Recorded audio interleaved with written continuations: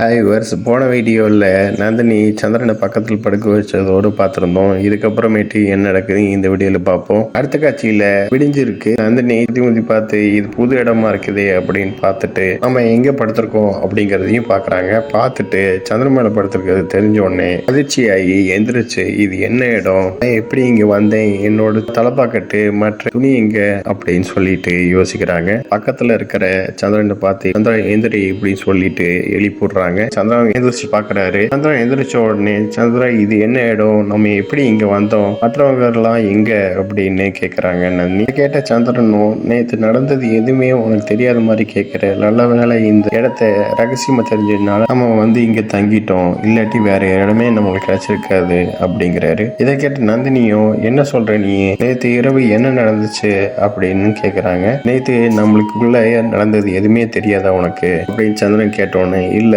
எனக்கு எதுவுமே நினைவு இல்லை, சேதர் அப்படிங்கிற மாணவனோட போய் நான் பாலை அருந்தினேன், அதுக்கப்புறம் என்ன ஆச்சுன்னே தெரியல, அப்ப நாங்க வனத்துல இருந்தோம், அதுக்கப்புறமேட்டு இந்த பாலை அருந்தணும், அதுக்கப்புறம் என்ன ஆச்சுன்னே எனக்கு தெரியலையேன்னு யோசனை பண்ணிட்டு இருக்காங்க.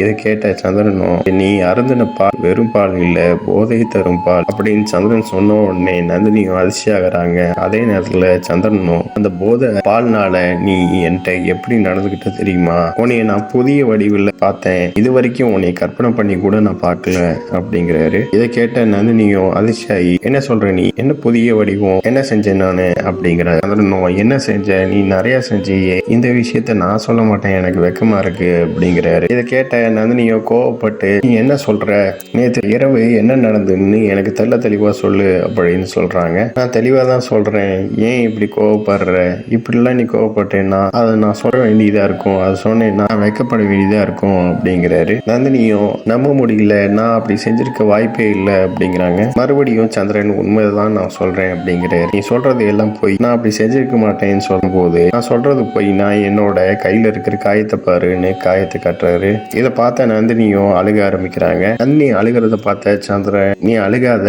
நான் சும்மா பொய் தான் சொன்னேன் அப்படிங்கிறாரு.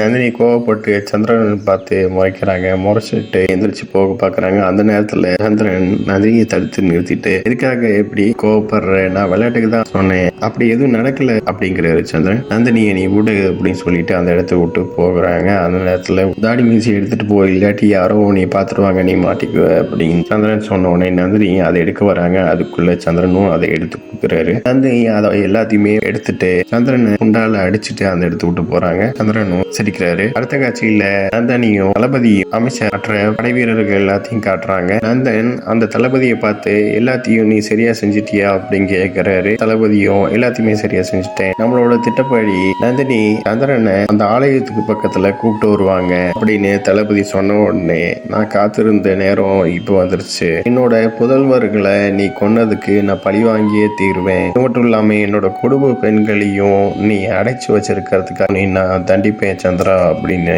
நந்தன் சொல்றாரு. அங்க இருக்கிற வீரர்கள் எல்லாத்தையுமே பொறுப்பட சொல்லிட்டு அங்க இருந்து நந்தன் போறாரு. அடுத்த காட்சியில சந்திரனை காட்டுறாங்க. சந்திரன் அந்த மாணவனை தாக்கிறதுக்கு தயாரா இருக்காரு. மாணவரும் என்னை மன்னிச்சிருங்க, நான் பெரிய குற்றம் செஞ்சுட்டேன், நீங்க கொடுக்குற தண்டனையை நான் ஏத்துக்க தயாராகவும் இருக்கேன், நான் ஒரு முட்டாள், அரசி நந்தினிட்ட தவறா நடந்துக்கணும்னு நினைச்சேன், அது தப்புதான், என்னை மன்னிச்சிருங்க அப்படின்னு அந்த மாணவர் கேட்டிருக்கிற நேரத்துல சந்திரன் இது நந்தினியை பத்தி விஷயம் இல்ல, ஒரு பெண்ணோட மாணவ சம்பந்தப்பட்ட விஷயம், ஒரு பெண்ணிட்ட இந்த மாதிரி நீ நடந்துகிட்டதுக்கு உனக்கு ஒரே ஒரு தண்டனை தான், அந்த தண்டனை மரண தண்டனை தான் அப்படின்னு சொன்னோன்னே அந்த மாணவன் பயந்த மாதிரி பாக்குறாரு. இதை பார்த்த சந்திரன் ஆனா நீ அதிர்ஷ்டமானவன், நீ ஒரு பிராமணனா பிறந்திருக்க, சந்திரா எப்பயும் ஒரு பிராமணனையும் பெண்களையும் தாக்க மாட்டான், அதனால நான் மரியாதையா சொல்றேன், இந்த இடத்த விட்டு வெகு தொலைவில் போயிரு, இனிமேல் என்னோட கண்கள்ல நீ படவே கூடாது, அப்படியும் என்னோட கண்ணில் நீ பட்டேன்னா உன்னோட கதையை முடிக்காம நான் விட மாட்டேன் அப்படின்னு சந்திரன் அந்த மாணவரை பார்த்து சொன்ன உடனே அந்த மாணவர் பயந்துகிட்டே உட்கார்ந்துகிட்டு இருக்காரு. சந்திராவும் போ அப்படின்னு சொல்லிட்டு கத்துன உடனே அந்த மாணவர் அந்த இடத்த விட்டு போறாரு. இதோட இந்த எபிசோட் முடியுது. நெக்ஸ்ட் எபிசோட்ல பார்க்கலாம். இந்த சேனல் சப்ஸ்கிரைப் பண்ணுங்க அண்ட் பெல் பட்டனை பிரஸ் பண்ணுங்க, லைக் பண்ணுங்க, ஷேர் பண்ணுங்க. தேங்க்யூ.